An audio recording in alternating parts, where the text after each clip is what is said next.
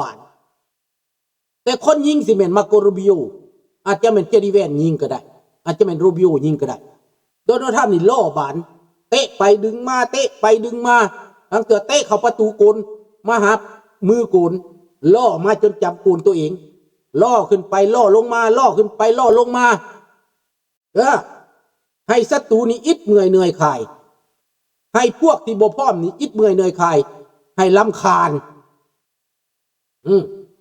อันนี้คือเกมเด้เดี๋ยวนี้เขาให้รำคาญยุโรปบ่พร้อมเขาเฮ็ดให้ยุโรปรำคาญ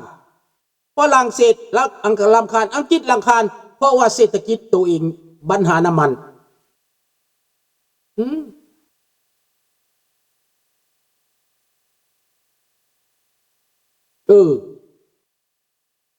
มันก็เป็นแบบนั้นแหละน้องจันทวีบาดนี้พี่น้องผู้ใดบ่ได้อยากเฮ็ดดอกสงครามนี่เฮาก็บ่ได้มักสงครามแต่ว่าคันอยากได้สันติภาพอยากได้ประชาธิปไตยให้เตรียมพร้อมสงครามเตรียมพร้อมต่อสู้ Celui qui veut la paix il faut préparer la guerre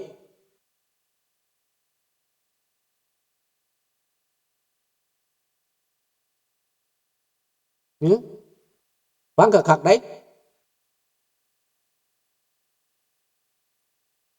ผู้ใดอยากได้สันติภาพต้องเตรียมสงครามเพราะว่าสันติภาพบ่ได้มาง่ายๆความสงบสุขบ่ได้มาง่ายๆนี่แหละน้องธนพรส่วนประชาชนไทยส่วนหลายเลิกโลดประชาธิปไตยและเลิกญี่ปุ่นและอเมริกาเลือกญี่ปุ่นกับอเมริกาละรัฐบาลจะเลือกใครก็แล้วแต่เขารัฐบาลก็อยู่ไม่ได้ดนหรอกรัฐบาลนี่อยู่ไม่ได้ดนเสือโลดน้องธนพรบ่ต้องเป็นห่วงอยู่ไม่ได้ดนถ้าเกิดสงครามนี่มาน่ะเพราะว่าเขาที่ไปหยังเขาที่ไปทั้งจีนเขาเชิญมินออนไลน์มาแล้วดี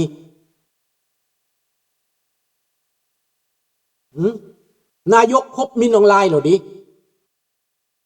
เห็นบอกเขาอ่านออกเลยดีบัดนี้ว่าเขาเลือกอีหยังนะน้องธนพรเขาเลือกหยังเขาเลือกคบเผด็จการ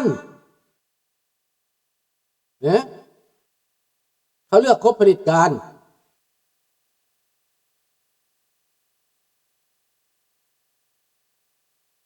การเดือนว่าอเมริกาบ่เสือเวียดนามเพราะเวียดนามเป็นคอมมิวนิสต์แต่อย่าลืมเด้ในสงครามทันเดือนในกลยุทธ์สงครามบ่มีมิตรแท้และศัตรูถาวรญี่ปุ่นเฮ็ดสงครามกับอเมริกาตายเป็นล้านสงครามโลกครั้งที่2แต่ในนี้เป็นมิตรกับอเมริกาแท้แน่นอน50 ปีต่อมาเวียดนามเปลี่ยนได้ฟังคักๆได้เพื่อความอยู่รอดแล้วเขาเปลี่ยนเดี๋ยวนี้พรรคคอมมิวนิสต์ในเวียดนามนะใกล้จะสูญพันธุ์แล้วใกล้จะสูญพันธุ์แล้วพอเขาจับไปพวกคอมมิวนิสต์เนี่ยมันตายไปแล้วมันมาอยู่ลาวแล้วคอมมิวนิสต์โตคอมมิวนิสต์แต่แท้มาอยู่ลาวในพ้นในพันมาปูเกินอยู่ลาวเบิดเพราะว่าถือกฎหมายสืบสวนสอราชบางหลวงพวกคอมมิวนิสต์แท้หนีมาเป็นเจ้านายอยู่ลาวมาคุมหัวลาวต่อหนึ่งอีกแต่อยู่ในเวียดนามนั้นเป็นคอมมิวนิสต์ใหม่เป็นคนรุ่นใหม่เขาบ่เอาเผด็จการ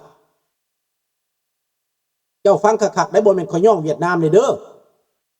แต่กระแสของคนเวียดนามนั้นเป็นเสรีแล้วเขาติดกับเวียดนามใต้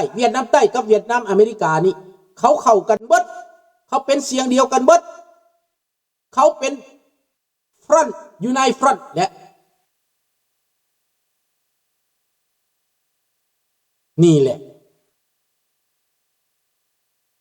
มันเป็นแบบนี้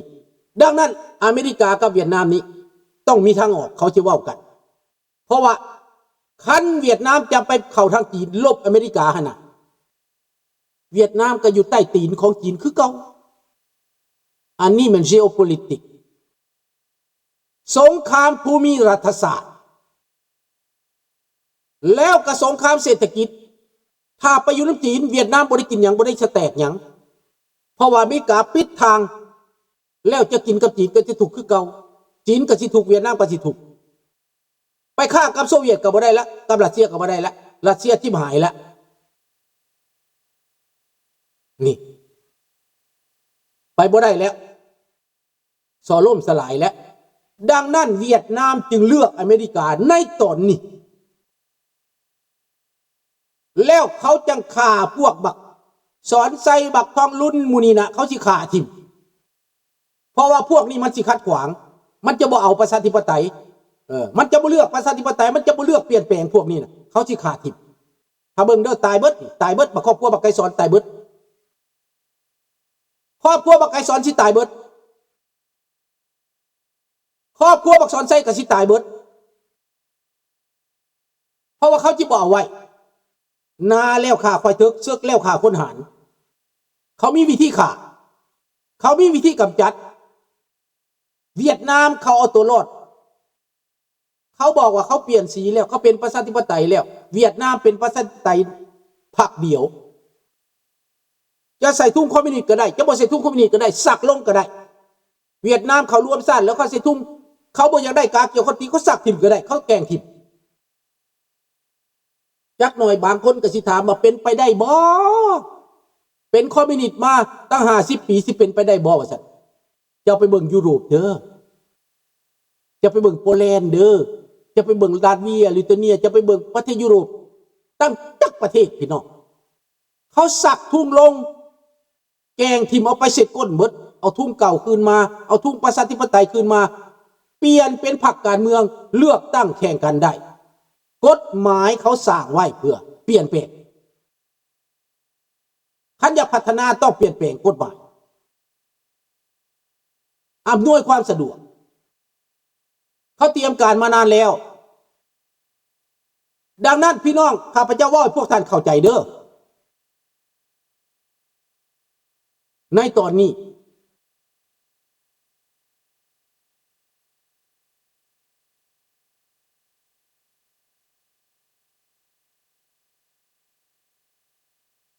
เวียดนาม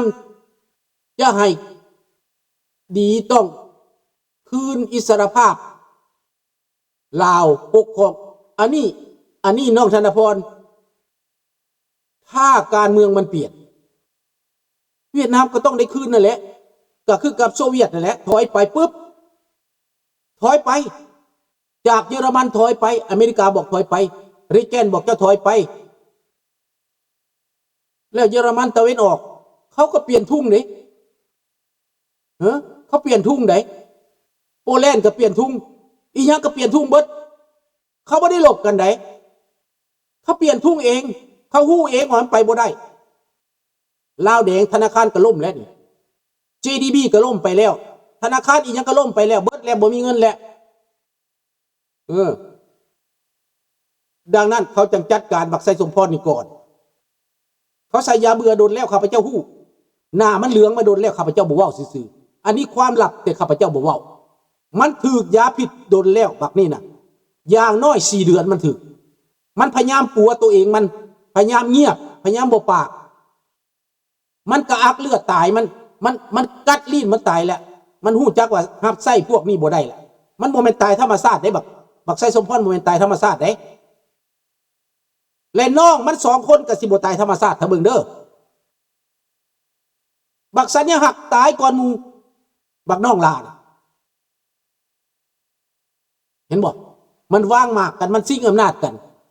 การซิ่งอำนาจนี่นะในประเทศเดียวนี้ในลาวน่ะมี4 ก๊กหนึ่งเป็นอเมริกาก๊กหนึ่งเป็นแก้วก๊กหนึ่งเป็นจีนก๊กหนึ่งเป็นเสรีมี4 ก๊กในลาวปัจจุบันนี้บ่ต้องเว้าหยังหลายเว้าสำนี้พอดังนั้นไผสิตายไผสิยัง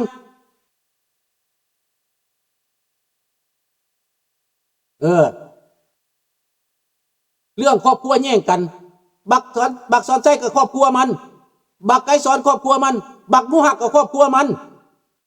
ลุงแต่งเพลงมี4 ก๊ก4 ตระกูลสแตกเบิด สแตกเบิดตระกูลลาวนอกเข้าไปผสมโรงกันก็สแตกเบิดบักลาวนอกนี่ก็สิตายคือกันบักลาวนอกนี่นะบักลาวนอกที่หวังร่ำหวังรวยนี่ถ้าเฮาก็บ่เอามันไว้คือกันพวกนี้นะมันรวยแล้วมันมาอวดอ้างในต่างประเทศเฮาก็บ่เอามันไว้คือกันเด้อประชาชนบ่เอาไว้เด็ดขาด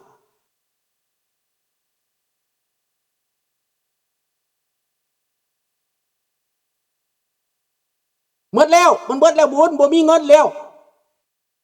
มันบ่มีเงินแล้วมันยอมจำนนแล้วเวียดนามมายอมจำนนอเมริกาแล้วอเมริกาจะเข้าไปควบคุมเศรษฐกิจและลงทุนรวมมือกันแบบที่เข้าไปจีนนั่นแหละอเมริกาเข้าไปแบบเข้าจีนนั่นแหละนะแต่เวียดนามนี่ยอมให้ทหารอเมริกาเข้าไปตั้งฐานทัพในเวียดนามเพื่อหลบอเมริกาไปจอดแล้วในลาวก็เข้ามาแล้วใครคัดขวางมึงตายอเมริกาเข้าไปแล้วใครคัดขวางมึงตายเด้อข้าพเจ้าว่าแจ้งอเมริกากระดิกเดียวเมียนบางนี่ให้แน่มันคัดขวางตายโลดมันตายมาบโลด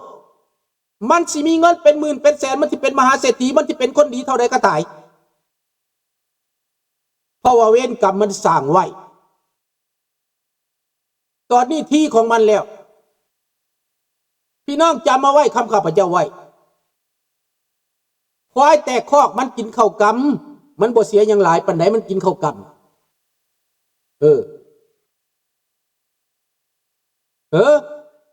ควายทำแต่คอกมันกินบ้านกินเมืองนั่นอันนี้แหละควายทำยุคควายทำตัวนี้นะมันกินบ้านกินเมือง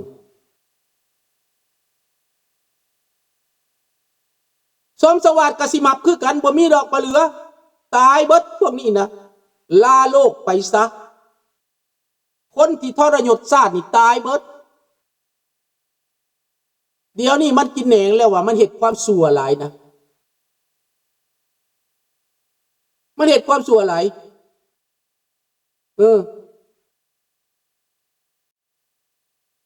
นี่แหละ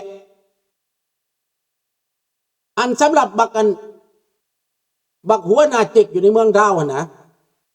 มันยากดอกอันนั้นแต่เฮาเอามันง่ายๆบักนี่นะประชาชนลุ่มโลดลุ่มประชาทันมันโลดลุ่มเหยียบโลดคนลาวทั้งประเทศพวกเจ้างูหลายเด้อคันพวกเจ้าบ่รวมสุดนี่นะพวกเจ้าเสยสุดนี่นะพวกเจ้างูเด้อพวกเจ้าต้องเตรียมใจกันไว้เด้อฟังลุงเว้าเด้อพวกเจ้าฟังเด้อมันใกล้แล้วได้บาทนี่นะใกล้อีหลีได้จนขนาดญี่ปุ่นเขียนจดหมายหารัฐบาลไทยว่าจะเลือกข้างใดก็เลือกโลดเวียดนามไปอเมริกาจะสัวหรือจะดีก็ไปอเมริกาเวียดนามบ่อยากเฮ็ดศึกกับอเมริกาอีกแล้วเวียดนามบ่มีความสามารถที่จะเฮ็ดศึกกับอเมริกาอีกแล้วเพราะว่าแต่ก่อนมีถ้ำมีเหวลี่เดี๋ยวนี้ลี่บ่ได้อาวุธของอเมริกาบ่คือเก่าบ่จำเป็นใส่คน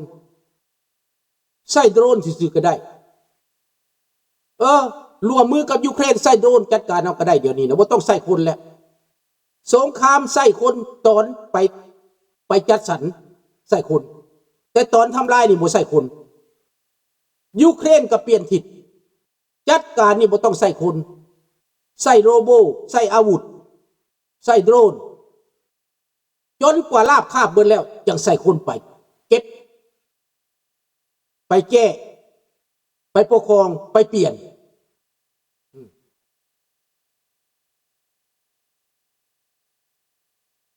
แน่นอนน้องธนพร